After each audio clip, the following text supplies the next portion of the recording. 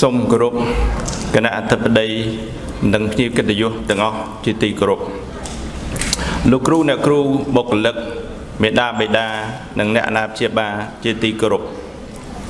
និងក្មួយសិស្សានុសិស្សទាំងអស់ជាទីមេត្រីជាដំបូងខ្ញុំបាទសូមស្វាគមន៍យ៉ាងកក់ក្ដៅនិងសូមថ្លែងអំណរគុណយ៉ាងជ្រាលជ្រៅចំពោះវត្តមានរបស់លោកស្រីទាំងអស់ដែលបានអញ្ជើញចូលរួមក្នុងពិធីបើកបវេសនកាលថ្មីឆ្នាំសិក្សា2026-2027នាពេលនេះ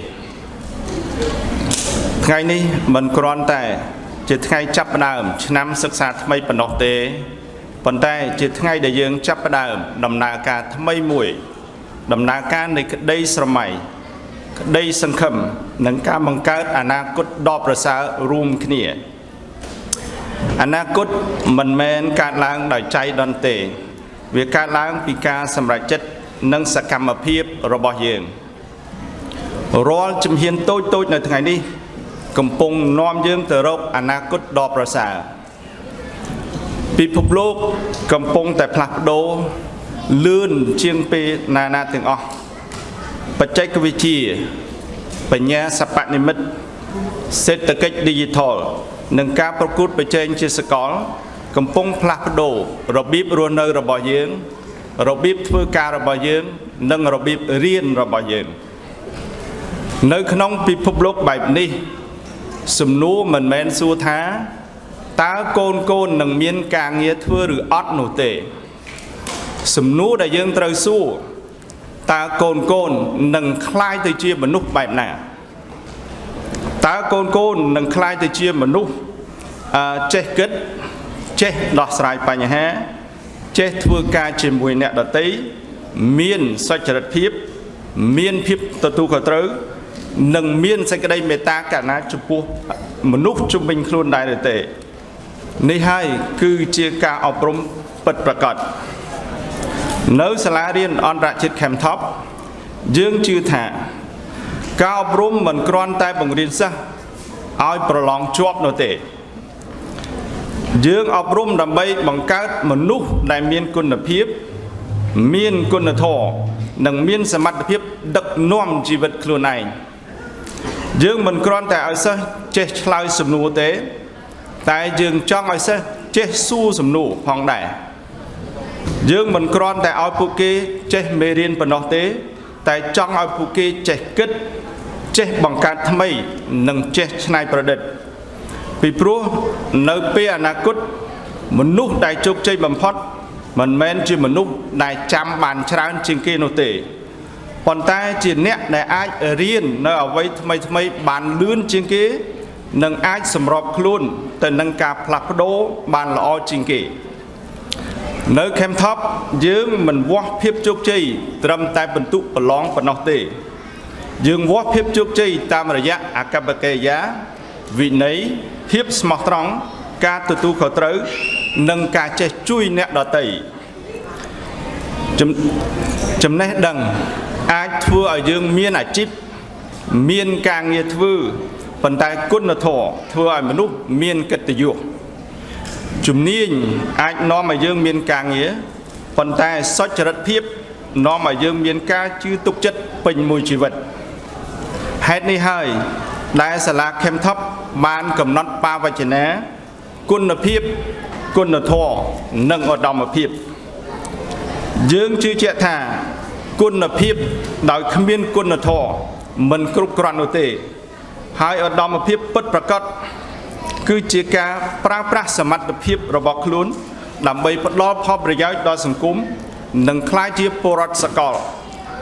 និងមិនភ្លេចអត្តសញ្ញាណខ្មែរកូនជាទីស្រឡាញ់អ្នកកំពុងតែរស់នៅក្នុងពិភពលោកដែលគ្មានព្រំដែន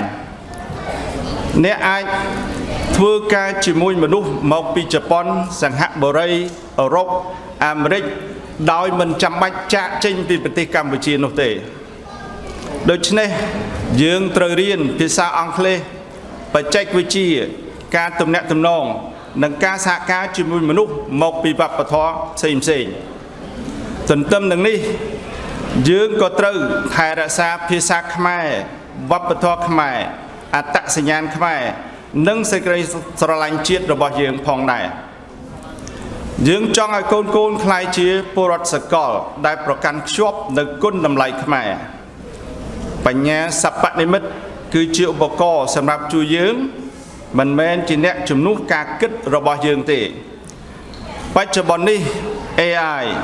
អាចសរសេរអត្ថបទបានបង្កើតរូបភាពបានបកប្រែភាសាបាននិងជួយដោះស្រាយបញ្ហាជាច្រើន AI ពិតជាអាចជួយយើងបានប៉ុន្តែ AI មិនអាចជំនួសសិលធម៌របស់យើងបានទេ AI អាចផ្ដល់ចម្លើយប៉ុន្តែ AI មិនអាចកំណត់តម្លៃនៃការសម្រេចចិត្តរបស់យើងបានឡើយ AI អាចបង្កើនល្បឿនការងារប៉ុន្តែមិនអាចជំនួសការខិតខំប្រឹងប្រែងនិងការទទួលខុសត្រូវរបស់យើងបានឡើយដូច្នេះសូមកូនប្រើប្រាស់ AI ដើម្បីសិក្សាស្រាវជ្រាវបង្កើតគំនិតថ្មីប៉ុន្តែមិនត្រូវប្រើ AI លួចចម្លើយបោកប្រាស់ឬបាត់បង់សមត្ថភាពគិតដោយខ្លួនឯងឡើយសិស្សដែលពូកែនៅពេលអនាគតមិនមែនជាអ្នកដែលប្រើប្រាស់ AI ច្រើនជាងគេទេប៉ុន្តែជាអ្នកចេះប្រើ AI ប្រកបដោយបញ្ញាសុចរិតភាពនិងទំនួលខុសត្រូវកូនជាទីស្រឡាញ់កុំខ្លាចការបរាជ័យតែត្រូវខ្លាចការឈប់ព្យាយាមកុំប្រៀបធៀបខ្លួនឯងជាមួយនឹងអ្នកដទៃប្រៀបធៀបខ្លួនឯងជាមួយខ្លួនឯងកាលពីម្សិលមិញរាល់ថ្ងៃត្រូវអភិវឌ្ឍខ្លួនឲ្យកាន់តែប្រសើរឡើងអ្នកមិនចាំបាច់ខ្លាយទៅជាមនុស្សល្អបំផុតនៅក្នុងពិភពលោកនោះទេប៉ុន្តែអ្នកអាចខ្លាយទៅជាមនុស្សដែលល្អបំផុតដែលអ្នកចង់ប្រាថ្នាឲ្យខ្លាយទៅជាហើយនៅថ្ងៃនេះផងដែរសូមអបអរសាទរយ៉ាងកក់ក្ដៅចំពោះសិស្សឆ្នើមក្នុងកម្មវិធីជាតិសិក្សាជាតិនិងសិក្សាអន្តរជាតិសូមអបអរសាទរសិស្សឆ្នើមផងដែរដែលបានខិតខំទទួលរហូតប្រឹងប្រែងរហូតដល់បានទទួលលទ្ធផលល្អប្រសើរភាពជោគជ័យរបស់អ្នកគឺជាមោទនភាពរបស់គ្រួសារលោកគ្រូអ្នកគ្រូនិងសាលារៀនសូមរក្សាស្មារតីរៀនសូត្រនិងធ្វើជាគំរូល្អសម្រាប់មិត្តភ័ក្តិរបស់យើងមេដាបៃតានិងអ្នកអាណាព្យាបាលជាទីគោរពការអប់រំមិនអាចជោគជ័យដោយសាលាតែម្នាក់ឯងបាននោះទេភាពជោគជ័យរបស់កូនចាប់ផ្ដើមពីភាពជាដៃគូរវាងគ្រួសារនិងសាលារៀនសូមគាំទ្រលើកទឹកចិត្តនិងចំណាយពេលស្ដាប់កូនរបស់លោកអ្នកពេលខ្លះកូនមិនត្រូវការអំណោយថ្លៃនោះទេពួកគេត្រូវការពេលវេលាការស្ដាប់និងក្តីស្រឡាញ់ពីឪពុកម្ដាយជូនចំពោះលោកគ្រូអ្នកគ្រូនិងបុគ្គលិកទាំងអស់អ្នកមិនត្រឹមតែបង្រៀនទេអ្នកកំពុងតែកសាងមូលធនមនុស្សពាក្យមួយម៉ាត់របស់អ្នកអាចផ្លាស់ប្ដូរជីវិតរបស់សិស្សបានស្នាមញញឹមរបស់អ្នកអាចផ្ដល់កម្លាំងចិត្តដល់សិស្សបានសូមបន្តធ្វើជាគំរូនៃសុចរិតភាពការយកចិត្តទុកដាក់និងការស្រឡាញ់វិជ្ជាជីវៈជាគ្រូបង្រៀននៅឆ្នាំសិក្សាថ្មីនេះយើងនឹងបន្តពង្រឹងគុណភាពអប់រំតាមរយៈការអភិវឌ្ឍជំនាញសតវត្សទី21ការរួមបញ្ចូលបច្ចេកវិទ្យានិង AI ក្នុងការរៀននិងបង្រៀនការបណ្ដុះបណ្ដាលភាពជាអ្នកដឹកនាំ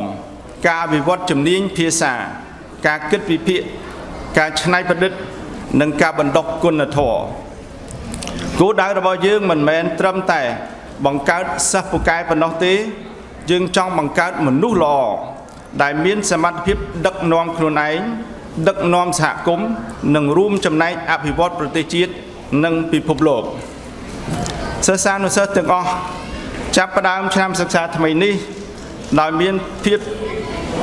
ជឿជាក់លើខ្លួនឯងក្តីសង្ឃឹមនិងភាពក្លាហានសូមឲ្យឆ្នាំសិក្សា2026-2027ក្លាយជាឆ្នាំសិក្សាមួយពោពេញទៅដោយការរៀនសូត្រការរីកចម្រើនការច្នៃប្រឌិតនិងការបង្កើតឱកាសថ្មីៗសម្រាប់កូនទាំងអស់គ្នា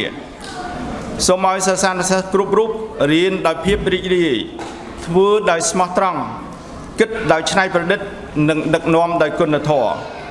សូមយើងទាំងអស់គ្នាចាំថា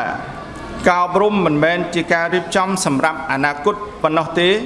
ប៉ុន្តែជាដំណើរកសាងអនាគតដែលយើងប្រាថ្នាយើងនឹងរួមគ្នាបណ្ដុះបណ្ដាលសិស្សានុសិស្សឲ្យមានចំណេះដឹងសមត្ថភាពគំនិតច្នៃប្រឌិតគុណធម៌និងតម្លៃខ្មែរដើម្បីក្លាយជាពលរដ្ឋសកលដែលមានទំនួលខុសត្រូវការរួមចំណែកកសាងសង្គមនិងពិភពលោកឲ្យកាន់តែប្រសើរដោយមានក្តីសោមនស្សរីករាយនិងសេចក្តីសង្ឃឹមចំពោះដំណើរការអប់រំថ្មីមួយទៀតខ្ញុំសូមប្រកាសបើកបវេសនកាលឆ្នាំសិក្សាថ្មី2026-2027នៃសាលារៀនអន្តរជាតិខេមថប់ចាប់ពីពេលនេះតទៅសូមអរគុណ សាលារៀនអន្តរជាតិខេមថប់ជាជម្រើសល្អបំផុតសម្រាប់បុត្រធីតាលោកអ្នក